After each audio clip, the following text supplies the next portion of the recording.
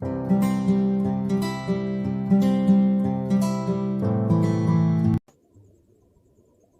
Friends, welcome to my channel Deep classes, जिसमें हमारा आज का टॉपिक है प्रेमाश्रम उपन्यास के प्रमुख नारी चरित्रों की विशेषता। हमारा आज का वीडियो स्टार्ट करने से पहले अगर आप हमारे चैनल पर नए हैं या आपने अभी तक हमारे चैनल को सब्सक्राइब नहीं किया है तो इसे सब्सक्राइब कर लें, जिससे हमारे आने वाले वीडियो के सभी नोटिफिकेशंस आप तक पहुंच सके। साथ ही MHD से रिलेटेड अदर वीडियोस के लिए आप हमारे चैनल की प्लेलिस्ट में जाकर उन्हें देख सकते हैं। तो चलिए बिना देरी किए हम अपना आज का वीडियो स्टार्ट करते हैं। विद्या, श्रद्धा और गायत्री प्रेमाश्रम उपन्यास में जमींदार वर्ग से ही संबंध रखती है। विद्या दुष्ट जमींदार ज्ञानशंकर की पत्नी है।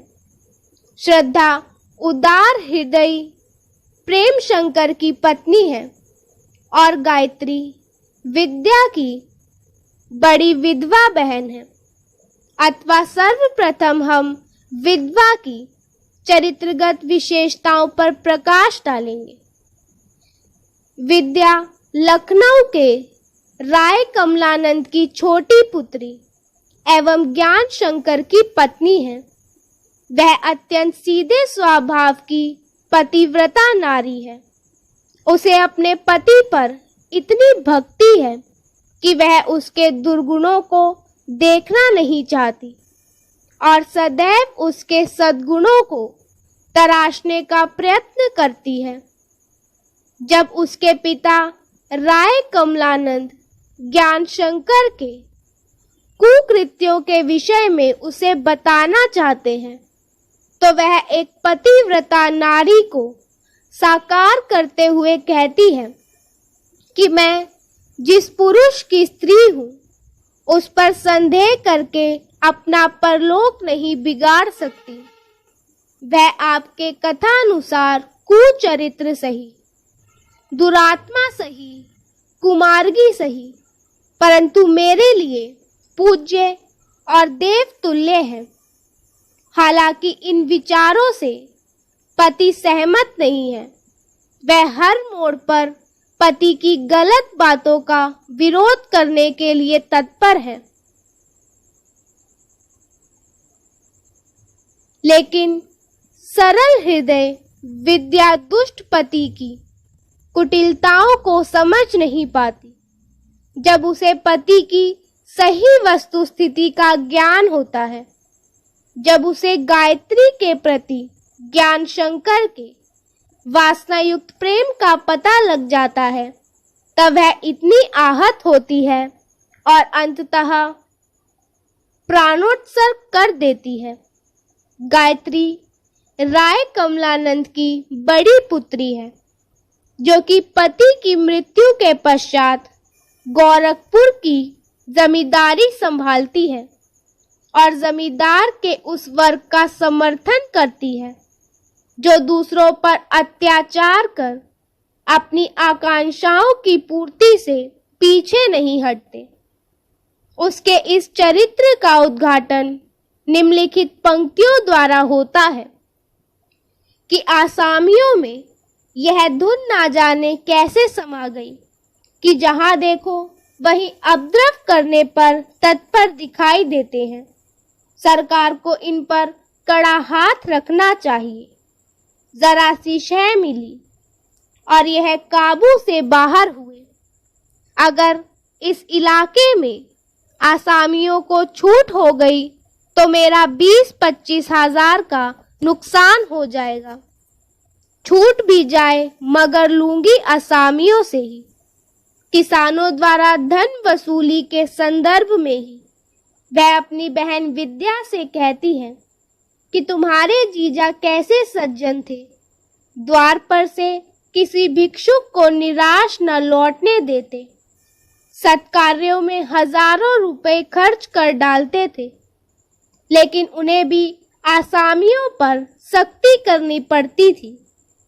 मैंने स्वयं उन्हें आसामियों की मुश्कें कसते देखा है। जब कोई अन्य उपाय न सूझता तो उनके घरों में आग लगवा देते थे और अब मुझे भी वही करना पड़ता है। लेकिन यही गायत्री आगे चलकर हृदय कुछ नरम कर लेती है। वह गांव में बाढ़ आ जाने पर कानूनगों द्वारा गलत रिपोर्ट तैयार किए जाने पर उसे कहती है कि अगर अपनी तरफ से प्रजा की कुछ भलाई ना कर सके तो कम से कम अपने हाथों से उनका अहित तो ना करना चाहिए। गायत्री की ईश्वर के प्रति आस्था, वह पूजा पाठ दान आदि को महत्व देती है। उसके चरित्र का अन्य पक्ष उसके जयशंकर के साथ संबंधों से होता है। ज्ञान शंकर के साथ उसका रिश्ता हंसी मजाक का था। इस नाते से वह ज्ञान शंकर से हंसी मजाक करती। उसका यह सहज स्वभाव उसे प्रेम का आमंत्रण प्रतीत होता था। गायत्री ज्ञान शंकर की इन भावनाओं को समझकर स्वयं को ज्ञान शंकर के मोहपाश से बचाए रखने का प्रयत्न करती है, लेकिन अंततः उसके जाल में फंस जाती है। गायत्री अपने इस प्रेम को राधा और कृष्ण के प्रेम के समान समझती है, जिसमें वासना के लिए लेश मात्र भी स्थान नहीं था। लेकिन ज्ञान शंकर उस पर कम उसकी संपत्ति पर अधिक आसक्त था। जब गायत्री को यह ज्ञात होता है कि ज्ञान शंकर का प्रेम केवल वासना है, तब वह बहुत आहत होती है। अपने इसी कृत्य के चलते वह अपनी छोटी बहन विद्या को भी खो बैठती है। उसका हृदय विद्या की मृत्यु से ग्लानि युक्त हो जाता है। प्रेमचंद के इस संदर्भ में लिखा भी है कि गायत्री की कथा प्रेम से शुरू होकर आत्मग्लानि पर समाप्त होती है।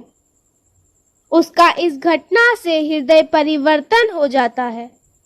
वह अपने पुत्र माया शंकर, जो कि वास्तव में ज्ञान शंकर का पुत्र है, प्रेम शंकर के संरक्षण में उसे छोड़ती है। अपने कुकृत्यों के पश्चाताप हेतु वह तीर्थ यात्रा को निकल जाती है। चित्रकूट में उसकी भेंट अपने पिता राय कमलानंद से होती है, लेकिन उसे अपने कर्मों का इतना पश्चाताप होता है कि वह शिखर से कूदकर आत्महत्या कर लेती है। अब बात श्रद्धा के चरित्र की है। श्रद्धा प्रेम शंकर की पत्नी है। वह प्रेमचंद द्वारा नारी संबंधी आदर्शों पर पूर्णतः खरी उतरती है। प्रेमचंद की नारी संबंधी मान्यता है कि मेरी नारी का आदर्श एक ही स्थान पर त्याग, सेवा और पवित्रता का केंद्र होना है। त्याग बिना फल की आशा के हो, सेवा सदैव बिना असंतोष प्रकट हुए हो, और पवित्रता सीजर की पत्नी की भांति ऐसी हो जिसके लिए पछताने की आवश्यकता ना पड़े। श्रद्धा ऐसे ही आदर्शों से युक्त नारी है। धर्म और समाज के प्रति उसकी पूरी आस्था है। जब पति प्रेम शंकर विदेश से लौटकर प्रायश्चित करने से इनकार कर देता है, जो कि श्रद्धा की धार्मिक दृष्टि से आवश्यक है, तब वह पति के संबंध रखने में भी पीछे हटती है, क्योंकि श्रद्धा के इस मंतव्य के संदर्भ में लिखते हैं कि श्रद्धा को सामाजिक अवस्था और समयोचित आवश्यकताओं का ज्ञान था।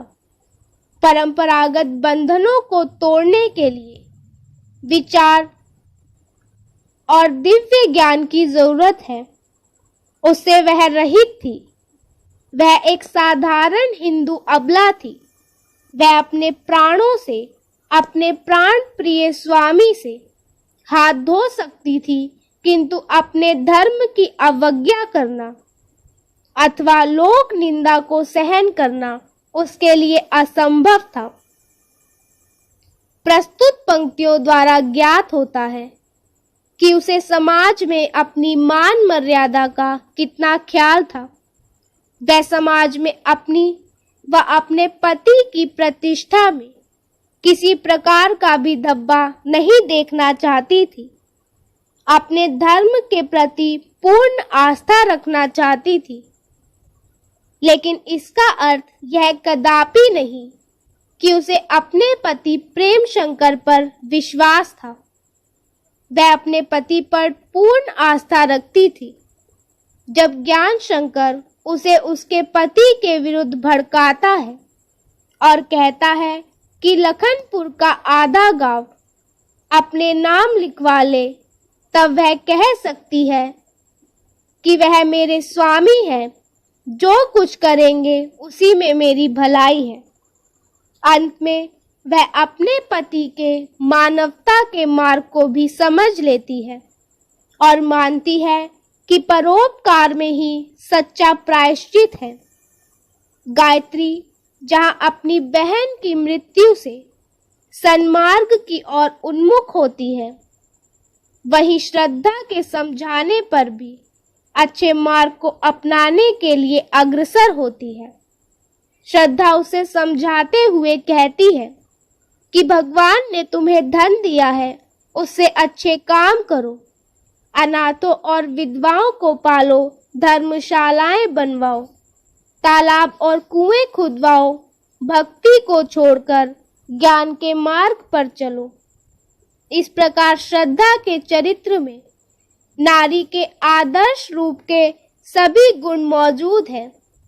जहाँ उसमें पति भक्ति है, अच्छे बुरे की सूझबूझ है, वहीं उसमें परोपकार एवं सेवा के भाव भी हैं। वह ज्ञान द्वारा अपने व्यक्तित्व को सुदृढ़ आधार प्रदान करती है। यूं तो विद्या, गायत्री और श्रद्धा तीनों के जीवन में विपरीत स्थितियां आती हैं। विद्या और गायत्री जीवन की विपरीत परिस्थितियों में टूटकर बिखर जाती है, जबकि श्रद्धा में वह साहस व आत्मविश्वास है जिसके कारण वह अपने जीवन को सवार पाने में सफल होती है। तो इसी के साथ हमारा आज का वीडियो यही खत्म होता है, जिसमें हमने जाना प्रेमाश्रम उपन्यास के प्रमुख नारी पात्रों के चरित्रों की विशेषताओं के बारे में। अगर हमारा आज का वीडियो आपको पसंद आया हो तो वीडियो को लाइक एंड शेयर करें और हमारे चैनल को सब्सक्राइब करें। Thank you for watching.